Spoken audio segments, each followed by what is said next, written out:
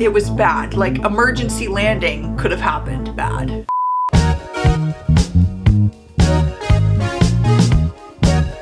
This is the time that I on an airplane and ended up in the hospital. Buckle up. It's a frickin' wild ride.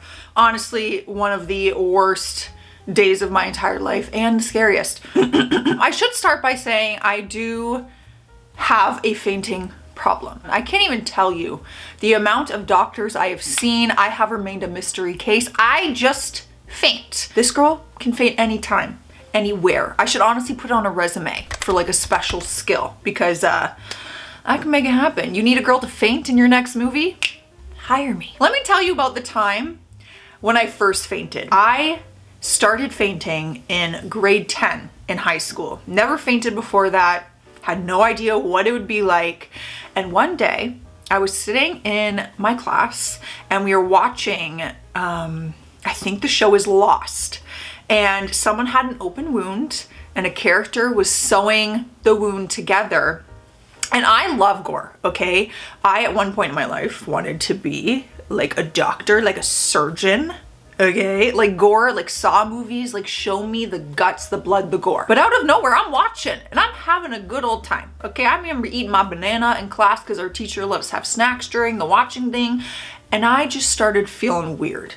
Something hit me while watching that scene. It was like my blood pressure, my blood sugar, something dropped and I started feeling super nauseous and dizzy. So I asked my teacher to go to the bathroom and I walk out into the hallway and I start like getting like where I can't see. So I remember leaning up against like lockers like this. And next thing I know, I feel cold and I felt like I was dreaming and I felt like I was waking up. Like it was like the morning of that day and I was waking up in my bed. So I remember like waking up and I'm like, and I'm on the floor. I am on the concrete floor in the hallway. And that's why I was so cold. It was winter. My head was pounding because I smoked my head on the floor. I literally probably looked like a cartoon that was like this and went meow and smashed her head.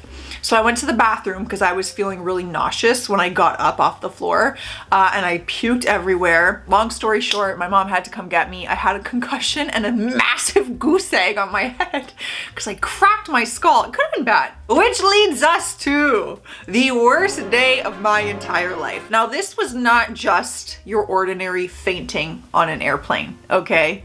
When I tell you, it was bad. Like emergency landing could have happened bad. This was in September of 2019. I went to see my friend in Arizona. I was leaving. I was actually leaving Arizona to come back to Toronto. My flight was at like 5 a.m. So the first picture I have here is me in the airport. People, all my friends were like sick back in Canada and posting. So I posted this on my story. I heard y'all are getting sick back in Canada. So I just want to say, stay the F away from me when I arrive. Oh girl, oh girl. You're worried about getting a little cold? You're worried about getting a fever? You naive little girl, you had no idea. Then there's this, team no sleep. 2:31 a.m. because you know you got to get there a few hours before. My flight was like, I think it was even before 5 a.m. Oh, look at that. The sun just started rising. I was on the plane. I was like, oh, this is beautiful. Could have been one of my last moments, like quite literally. Wow. I took a photo when I was landing in Toronto. I was so gone at this point.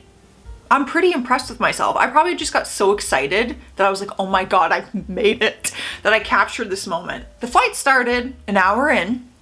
I start getting the feelings that I feel when I'm gonna faint. And I can recognize when I'm gonna faint now, so I always lay down first so that I don't crack my head open. So I start feeling that and I'm like, oh no. And I'm in the window seat and I've got two strangers next to me and they're a couple. You know what? I can't lay down anywhere. So I put down my little tabletop and I lay like this. And turns out I'm already gone. I faint because when I wake up, I am on the girl next to me. Bless her soul. She was looking at me like I was crazy. I kind of like, and like lumped, like I was leaning to the table and I went, I remember like springing up and I was like looking around. Like I probably looked like a zombie. And she like looked at me and she was like, are you okay? I was like, yeah, I'm fine. I was not fine, but I was so embarrassed that I didn't want to like tell her like, oh, I faint and I fainted on you. So I just like played it cool and I was like, yeah, I'm okay. And then I went like this on the table and laid down thinking, okay, I fainted once.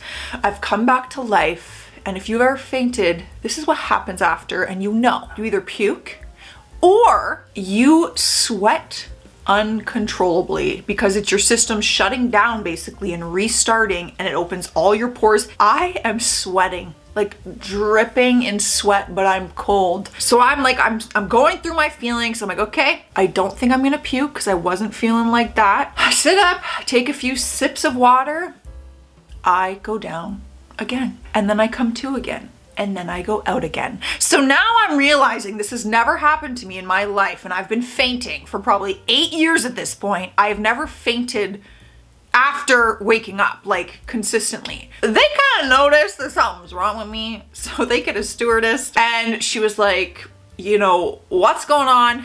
Like, what can we do to help? And I literally could not stay conscious. That is how I can describe it.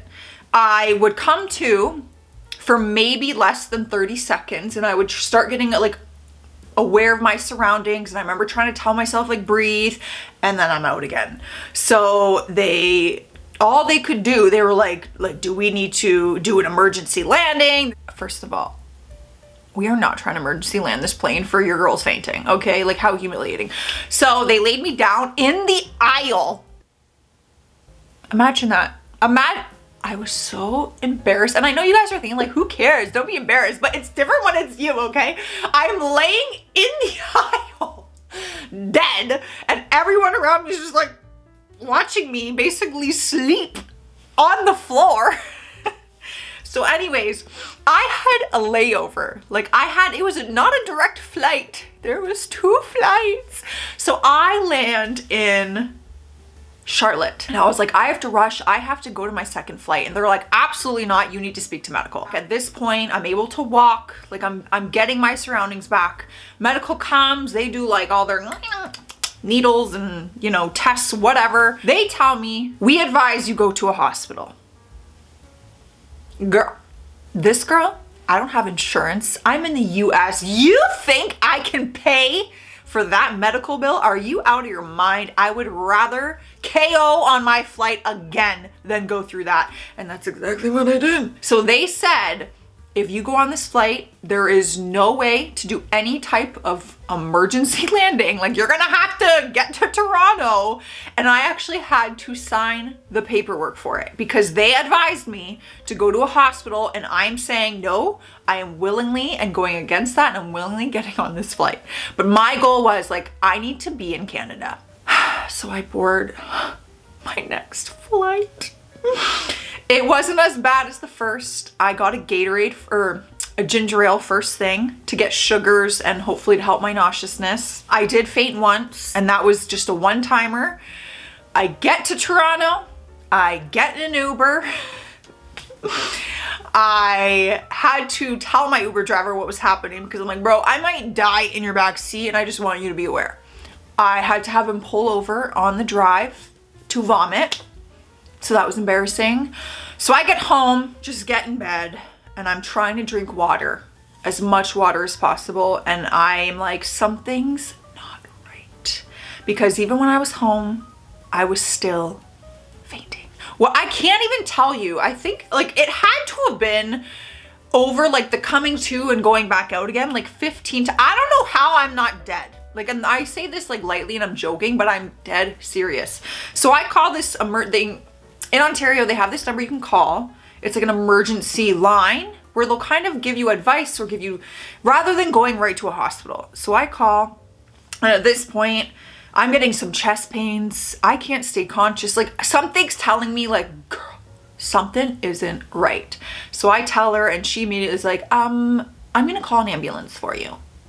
And I'm like, no. So I call my friend, I'm like, girl, I have to go to the hospital. At her job, she's like, we're coming home, her and her boyfriend. We will pick you up and take you to the emergency room ASAP. I go to the emergency room. I am there overnight. They are pumping me with, you know when you're really dehydrated and they pump you, what is it, like just like water. They told me that my body by that point was so dehydrated that what that drip usually took like an hour and a half to, you know, for your body to take it in and stuff, I took it in within 15 to 20 minutes because that is how deprived my body was. Here are some pictures of me in the hospital. Look at that tan. Girl, I am bronzed. Arizona did me well.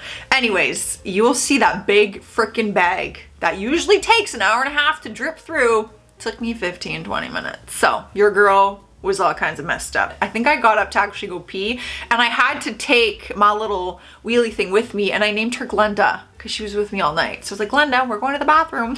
Yeah, my friend was like, you're This is also me. This is when they first hooked me up to this. They had to monitor my heart, obviously, my breathing. I was in rough shape. You gotta throw up a peace sign once in a while to remind yourself that you're gonna be okay. And then this was the after fact. So I had to keep these on for a few days because they're like, if any reason you have to come back, they're already there, we can quickly hook you up. So I had to keep them on. And then this funny, I found this funny video of days later.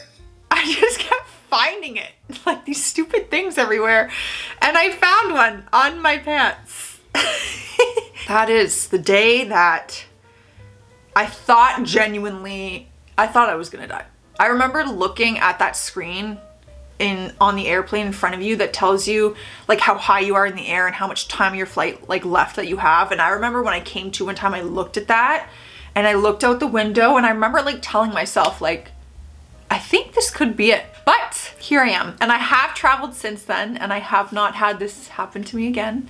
They really didn't know what it was. They said that it could have been extreme dehydration, although your girl was hydrating like crazy on that trip because that's what I do. Like I am all about my water, my health, my fitness. So they also said it could have been the altitude with a mix of dehydration early in the morning, this and that. But really, they said it was just so, like, for me to literally be unconscious for hours and not be able to stay conscious. They said it was a bigger issue. They ran tests, nothing came up. That's healthcare in Canada for you. I'm just a mystery case. Anyways, you guys, that is my story time for today. I will see you guys next time for Sunday stories. And your girl's fine. I'm fine. I am chilling, okay? Stay classy out there, stay sassy, and let me know if you've ever fainted. I'm curious to know how many people have fainted in their life. See you later.